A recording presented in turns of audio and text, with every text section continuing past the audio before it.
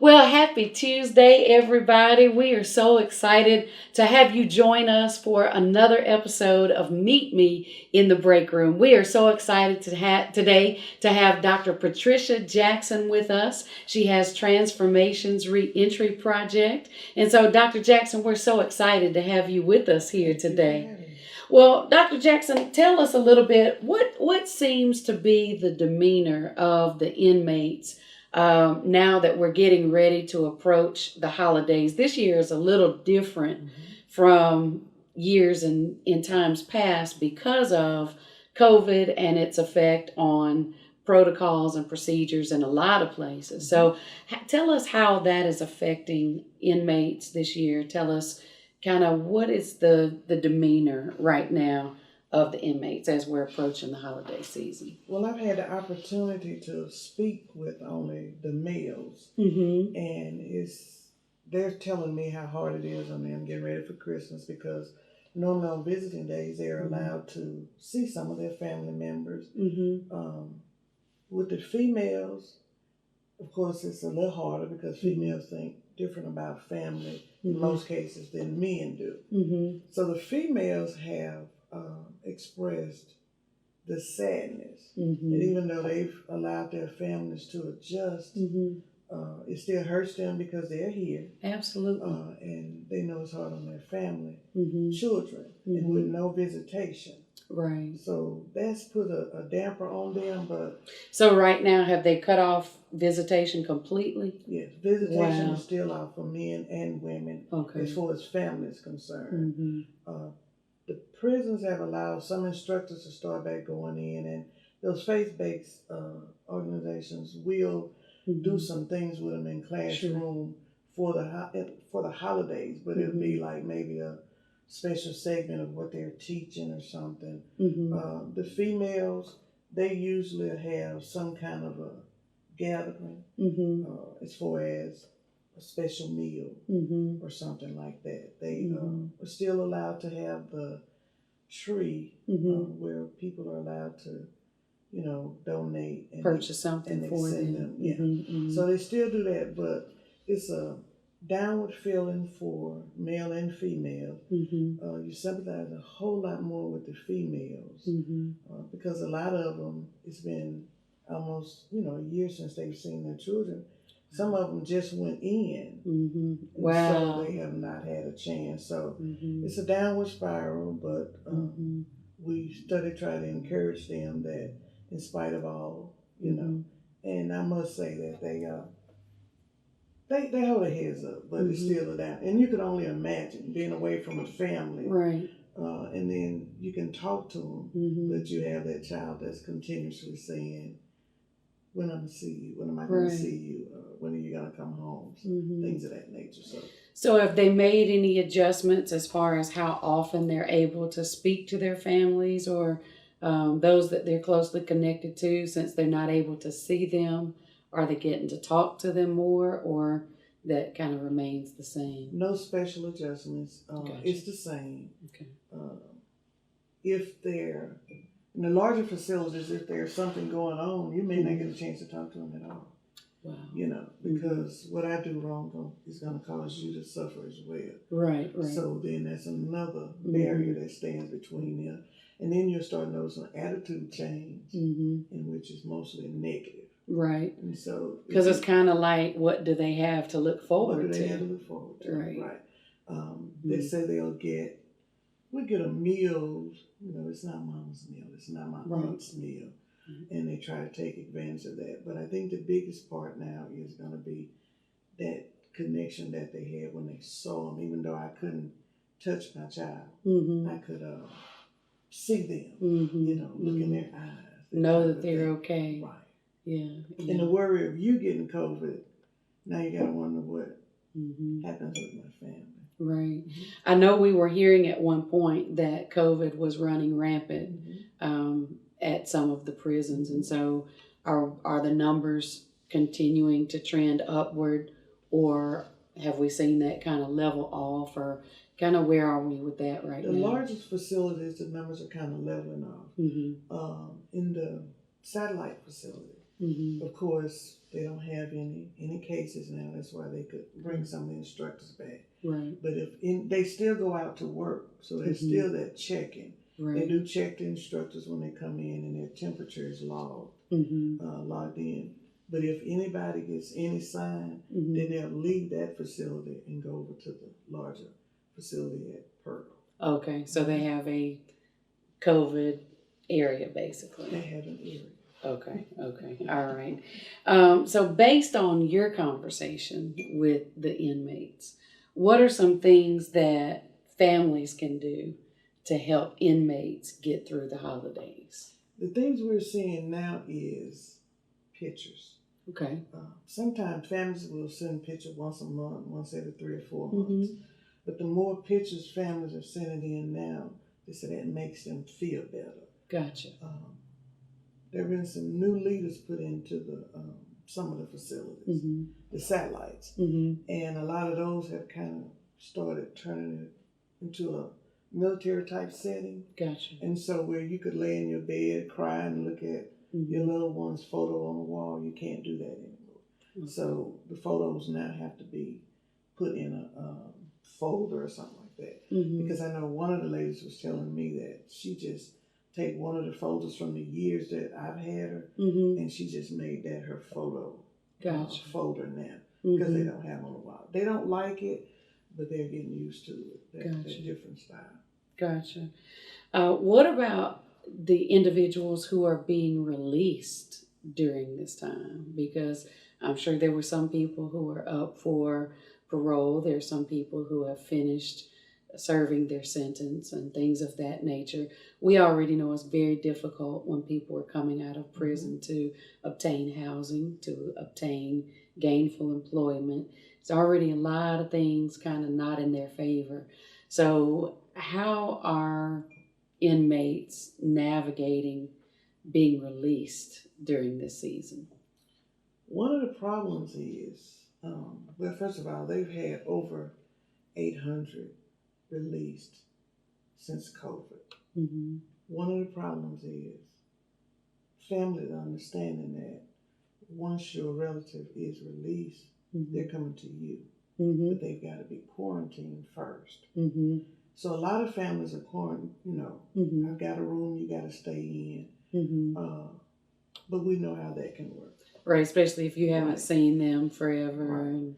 Right. Some of your northern states, putting that restriction on before you get out, you have to go to a setting that they have, which is normally some type of hotel, and you stay there before you go to your family.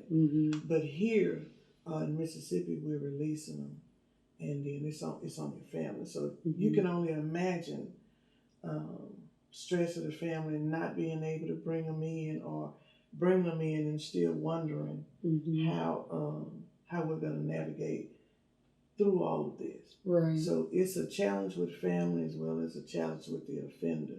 But they're so glad to go home. It's like, I'll do whatever I have to do. And the only thing you can do in a case like that is just continue to pray for them and hope that they do, because we all know COVID is real. Absolutely. And it doesn't seem like it's going anywhere anytime soon, unfortunately.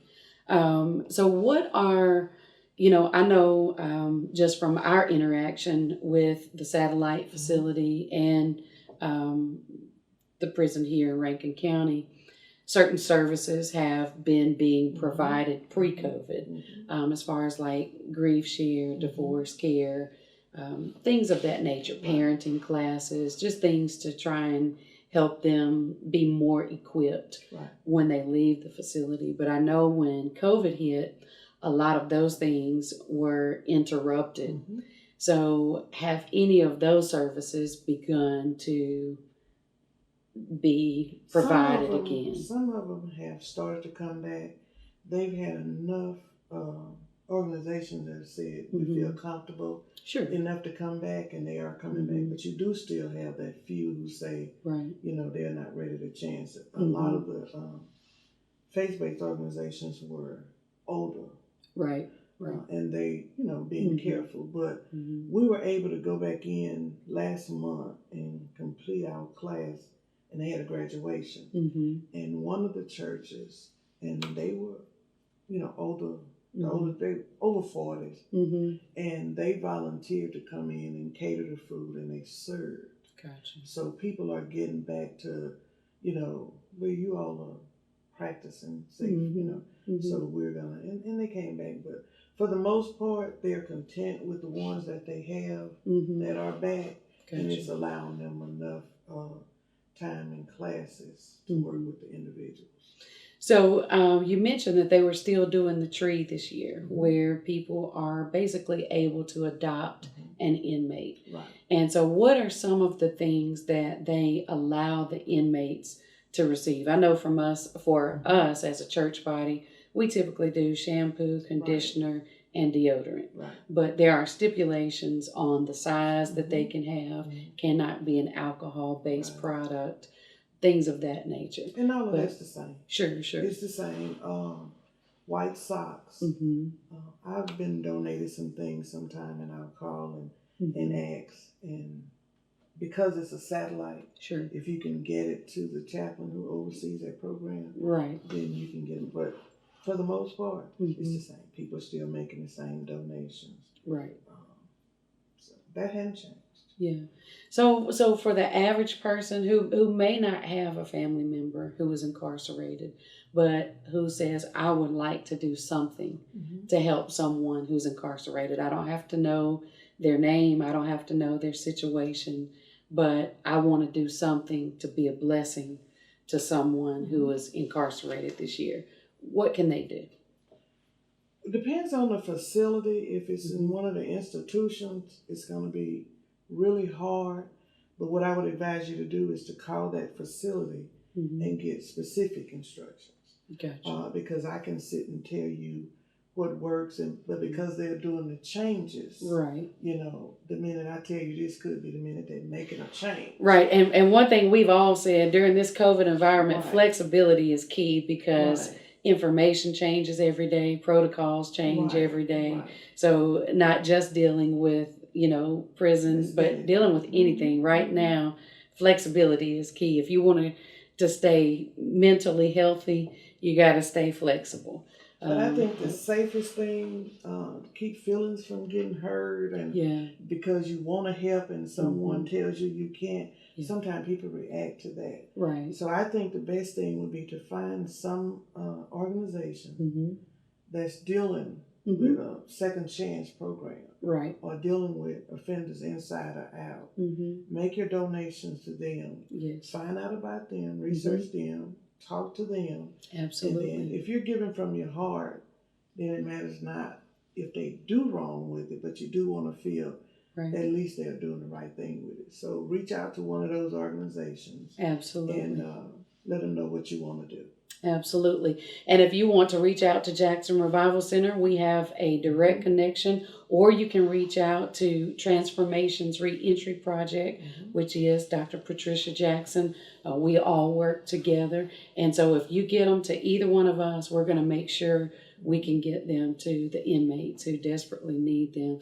So Dr. Jackson, what are some of the major reforms that are needed right now as it relates to social justice, criminal justice? What are some of the major things that we're seeing right now, specific to the state of Mississippi, but also kind of nationwide? Right. Mississippi is going to have to work on criminal justice and prison reform. We're going to have to.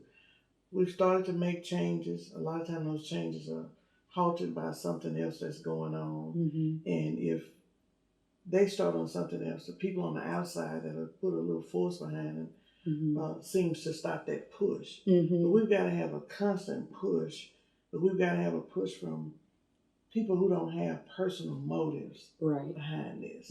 We've got to have people to get to people to say that because you don't have someone in prison, does not mean it does not need to be worked on. That's right. Because I'll tell anybody, it's somebody else wearing those tight shoes now. Yeah, and ultimately it affects us all because if there's a son or a daughter or a spouse that's left behind, that affects the family socioeconomically, emotionally, physically, there's a lot of changes that take place. It's a trickling effect. Right, absolutely. So for anyone to say they're not affected or to feel like they're not affected, that's just not the case. We're all affected by what is taking place in our prison system. I found a lot of people, because they hadn't experienced it, which is a blessing, because they hadn't experienced it, they don't understand why would you fight for it. But my thing is, when we talk about the crime, a lot of it is because nobody took time to do anything. That's right. We for the first time we're doing the entrepreneurial program at the women's facility. We've already done it with the men, but it's called Hustling Legit. So what we're doing is we're teaching you to take all of those illegal traits that you learn to deal. We're teaching you to learn to put those. Absolutely. And so we've had actually 2 people that have benefited from and got out, because people in prison either have a job, a business before they go in, and so I don't have to listen to that but we guarantee them if you come to the class, you're going to pick up on something. And things that they thought were hard to do, because I'm an offender, nobody's going to give me a chance. We teach them how to start small and think high. So it's just a matter of what you want to do. Because when those doors start to close in your face, and we do scenarios all the time where sometimes they have to think, oh, this is a scenario because I was about to get mad at you, Miss Jackson. But we teach them that's what's going to happen. And when you sit at that job and you ask them. So if we can build them up to come back into the community, but if we don't grab a hold of them at all, then we're going to get kind of it's going to be a cycle, which is just a cycle of repeat offenders.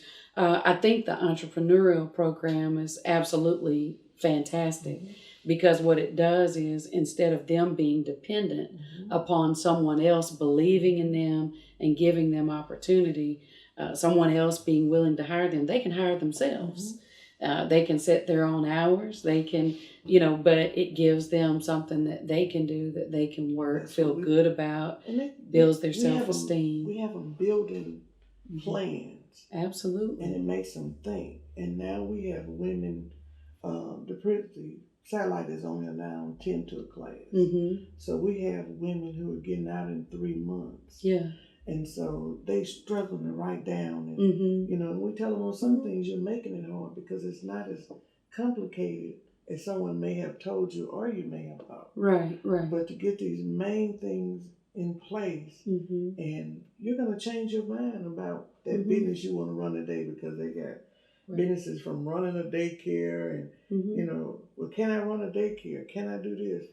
To, you say I can sell hair and make, so, tapping into those areas of passion and showing them how to make that work for them while they're also providing a needed service to the community.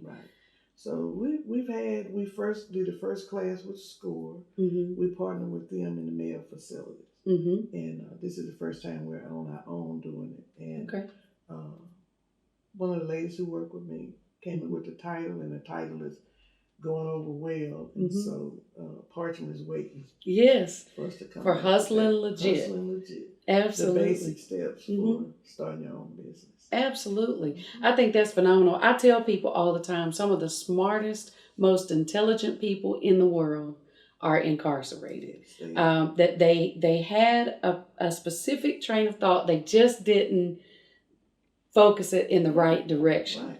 But if you can come in, and I know there's been many people who had skills, who had talents, but they didn't have anybody around them to teach them how to, plan things out, how to schedule things out, and things of that nature. Sometimes all people need is a slight push. Right. A hand up. Right.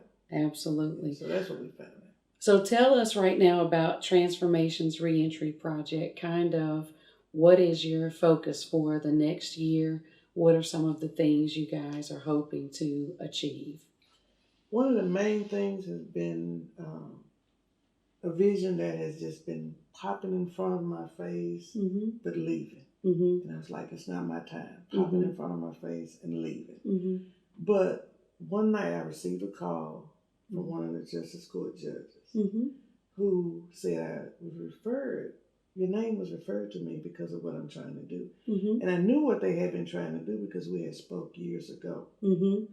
And so it was the timing. So if we can get where we can get you ordered to attend, then that gives us more to work with.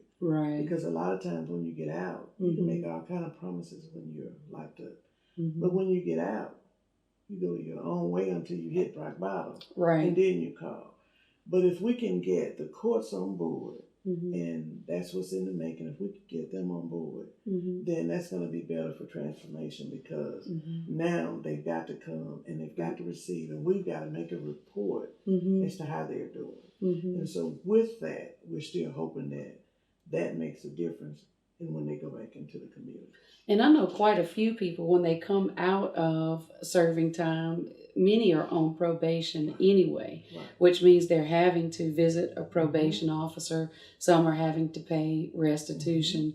So it seems like maybe something could be done with that as far as attendance in a program to show proof that they're actively working to equip themselves. Well, we've tried to work with probation and parole before, but it's not ordered by the court. And so you can't make them do it. But if the court orders it, now that means probation and parole have to get involved. Have to get involved. And that's the way we feel it's going to work best for the individual. Another major concern for me is people who have been placed on medication while they're incarcerated. And then when they come out, there's no follow-up as far as mental health. So what is currently in place for someone who's coming out, who's on parole, someone who's coming out who is there anything in place as it relates to mental health care? The only thing is, when you get out, you're told what you have to do. But remember, if you don't have anybody to follow up with that person, then it doesn't. Well, I don't have the money. I can't go. I don't have. If they come to us, one of the screening questions, well, some of the screening questions are about, do you think you need? And of course, they're going to say no, most likely.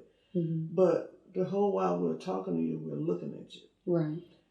Another thing about the judge stepping in is we'll have more on you than we would have now. So that allows us to bring someone in, and we do have a social worker that has said she would step in and help. And then she has connections with mental health. So just like mental health prescriptions, and I'll put this out there, we do have prescription cards for individuals because a lot of times they won't even try to get anything because I have this job where I'm making minimum wage, but it would not pay for it. But especially because many don't have insurance coming out. And so until they get on their feet, we do offer these prescription cards. They were donated to me, actually, not even from Mississippi. A lady in Louisiana, she donated us the cards. And so we've been giving those out, and just hopefully they'll use them. But mental health is a big issue. And it's time for changes to take place to take that burden off of police officers. Because they're not trained for that. And I can sit and talk to someone and counsel them for hours. But if that's not my profession, will I say the wrong word? Will I say a triggering word? And so they need to have somebody they can be referred to. This way, if they say you have to go and report to mental health, well, while they're under me, if you had your visit, and I make a phone call, if you hadn't, you're going to get locked back up. And so we try to put that emphasis on it to make them not want to go back. So hopefully... There's so many layers to that too, because when you're looking at the fact that we are severely understaffed in our city. So right now, officers are already stretched so thin.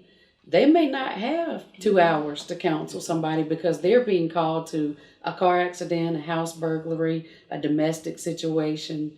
So there's so many layers to that. They really, when they started teaching police officers, they got free classes they can go to learn how to treat the mentally ill. But the law enforcement arena has changed so much. Right. You have more people out there want to check rather than having that passion for the job. And the job is never paid much. No. So you have to have a passion for it. You do. So now you get a person that has a passion, that do not have a passion, and you send them to a person that has a mental health issue. Right.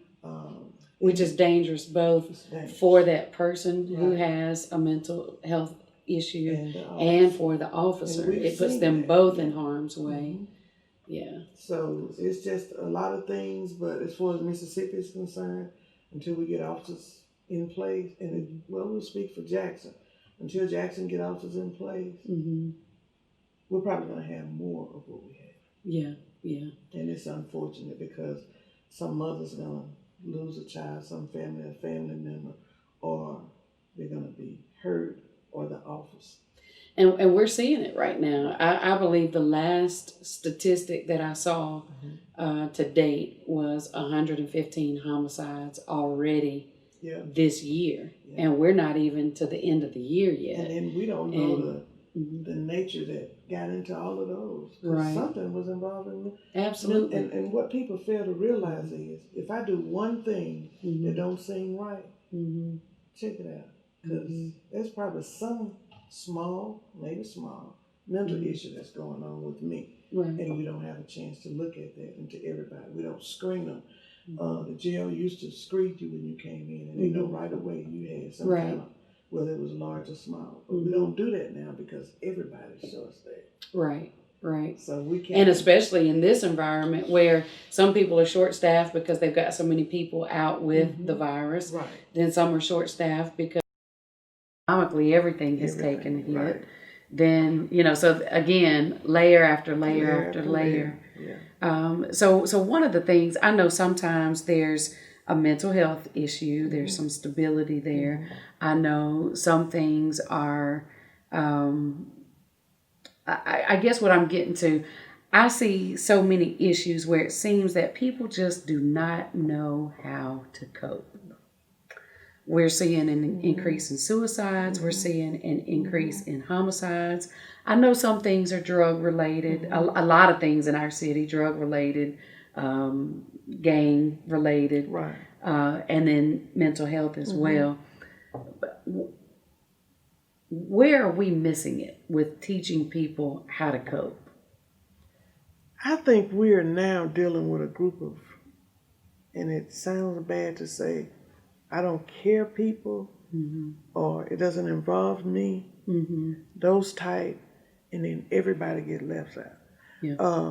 I'll find myself when I'm around a young man, and you look nice today. And they'll say, thank you. But you know what will make you look even better? What? If you pull those pants up. Yes, ma'am. They pull them up. Yes, ma'am. I'm sorry. I say, so what happens when you leave me? Right. And then if I'm pulling into a fast food place, I'll tell a young man or young lady, you need to keep that up. You sound good. You know how to treat people. I don't think we compliment people enough. Because if I told you you're doing bad, why can't I take a few seconds to tell you how good you're doing? Right. And there's an old adage that said, what gets rewarded gets repeated. That's right. And so if we can be conscious to reward the right things, then maybe we'll see repetition in the right places. I think we're so much looking at the bad and just saying it's there until we just don't take time to try and save one person. Yeah. I'm laughing with them in the prison, People are paid for their yard to look good. Absolutely. But you got to convince me I can trust you around my house. Right, right. You got to come when I'm there or something like that. So we just have to take time. I mean, I think we're going too fast to try and talk to people or help people. And that's with anything. So now you're talking about a high rate of crime. You're only an administration who don't seem to care. That's another thing. If you don't care, you work for me, fool me. Right. Right. And that's my thing. So people are getting frustrated. Right. What would it take for us to, in both the satellite facilities and in the larger facilities, what would it take for people to have access to apprenticeships? It's getting harder and harder to find a plumber, to find an HVAC person, to find, if people could, welding, electrical, those kinds of things, they make great money. They're getting harder and harder to find. So what would it take to be able to get people trained and certified and have an apprenticeship while they're incarcerated, so that when they come out, they're experienced, they're licensed, they've got proper credentials? What would it take for that to happen? At CMCF in Pearl, they have this type of settings to come in. Okay. But Pearl is not the only prison. Right. So when I inquired one time, I was told that a lot of depending on where they were, those businesses in Jackson do not want to volunteer to go to Parchment. They don't want to go to Greene County because it's so far away. So we need incentives. You got to have incentive for the businesses. Irby Steel and a couple of more on the coast. They'll come as far as Jackson, but not any farther. But now you have these inmates who are sitting there, well, why can't we get that? Right. So some programs they are trying to take in. One of the ladies just told me that she just got her, I guess I shouldn't have brought it up if I can remember what it was. But she just got her certificate, and it was something they hadn't done, but this is going to benefit her when she get out. And I'm just so proud because they don't even do the GEDs in the facilities anymore. Wow, I wasn't aware of that. Because it used to be at least you could be working toward a GED. If we could make college credit available, cosmetology. They're waiting. Yeah. Hines Community College is always there waiting. But the GED is done on a computer now, so they have to get the computer. Even at the detention center here in Jackson, they don't have them, or Raymond. Hines Community Cosmetology is one area that a lot of the women talk about getting into. And the good thing about it is they work with you. They do give you second chance. So cosmetology, truck driving, things of that nature. Yeah. But we want to get you who don't have any skill, but your arms work. So you go to the dollar store and you start buying up when you get out. When you work at McDonald's and you get out, you go and start buying you up some detergent. You eventually buy you what you need to wash, and you find people like, if I know you and I'll say, okay, on the third Thursday, I'm going to ask the people in this area if you can wash cars. And you wash their cars maybe. And and it's an incentive, but it's also a good feeling to know that I made this money. Now, you're not going to get rich the legal way, right. if you don't think that way. So you've got to get away from how much you earned before. And that's what we try to put in their head. But we just got to have enough people to continue to push. I don't care what you think about this young man, how he look, find a way to compliment him. Right. And it'll make you think when you look in the mirror, because if somebody tell me I look like I weigh 130, what you think I see when I look in the mirror? I see 130 pounds. Right. It might not be there, but I feel good right. it. So compliments. Compliment help. And I think that would go a long way, because people don't understand. They blame parents, but if parents don't know how to parent. Right. So if I didn't know how to get it from my mom, it may have to be the neighbor, which, you used to have a long time ago. So it's got to come from anywhere. And I think we as a people, if we just slow down and just take a few minutes, because I'll look at them and, young guys passing by my house and they'll say, did I do something? I say, yeah, you walked by here and you didn't speak to me. Oh, I'm sorry. And they'll speak. But it's a way to start a conversation. From now it's non-threatening. Hey, So it makes a difference. And I think we just have to take time, and it's not going to be an overnight thing. We've gone so far now, nothing we do is going to happen overnight. Right, it's going to take a lot of... What about transportation even? Because I know sometimes when people have been incarcerated for years, they don't have a home, they don't have a vehicle, and so even to get to go see your parole officer or things of that nature. You're slumming for money. That can be, so it's some organizations have come up with bus passes because you don't want to give them cash. Right. So you come up with how much a bus pass is, and it depends on your organization if you do that or not. Some people volunteer to take them, but of course it's got to be somebody you know. If it was me, then I'd have a second person in there with me, and you take them somewhere.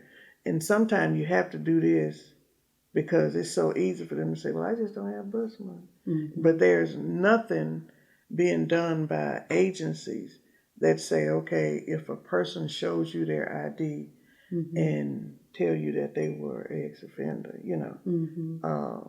but most on the home part, on the resident part, if you don't have a place to go, you don't get out. Okay. So even if your parole comes up, if you don't have a place to go, you don't get out. And of course, I think we talked about it before, is on sex offenders. Nowhere to go. You flatten your time, which is what themselves, they have decided to do. It hadn't been ordered, but they flatten the time and then they try to go to another state where laws are still there, but not as harsh as here. Gotcha. They may have more apartments that's not around a church or a school or children. So there's a lot of things to deal with because we're study putting sex offenders back on the street. But if you didn't find out why they did the act in the first place, chances are they're going to repeat it when they get out. Yeah. So resources, we're lacking in a lot, but some of the things we can do, it's just from the heart, and you can start off helping people. Absolutely. One person at a time. One at a time. That's my motto. And sometimes people feel like to fix it, we have to be able to fix it all at one time, but it really does start one individual at a time. And for each one, you make a positive difference for. There's so many people connected to them. That's right. That are positively affected by the change in their life. That's right. So, well, look, I want to thank you so much for your time. I want to thank you for your input. And I want to express my sincere appreciation for what you're doing for the men and the women that are coming out of prison and helping them to establish a firm foundation, helping to connect them to people, to resources, to gainful employment. It really does make a difference. I know there's not a lot of glory in what you do, but I want to let you know how much I appreciate what you do, and you're making a tremendous impact in our community. Thanks. Absolutely. Well, we want to thank you guys for joining with us today. And again, listen, if you would like to help Dr. Patricia Jackson and Tranzformation's Reentry Project, you can do so. We're going to put the information there at the bottom of the screen. If you would like to send a donation, if you would like to help her as she helps these other inmates, I know it would be greatly appreciated. If you would like to help Jackson Revival Center, we will get it into the hands of Dr. Patricia Jackson, and we will make sure we get the items needed to the inmates. We have multiple partnerships with Rankin County, and so we have individuals from our church who administer different programs at different times. So our heart is connected there, and I know for many of you, your heart is connected there as well. So thank you so much for taking the time to join with us today. And as always, our sincere prayer is that God's absolute best would be yours in every area of your life. Tag a friend, share this, and meet us next week, same time, same place. Until then, y'all go and make today a great day.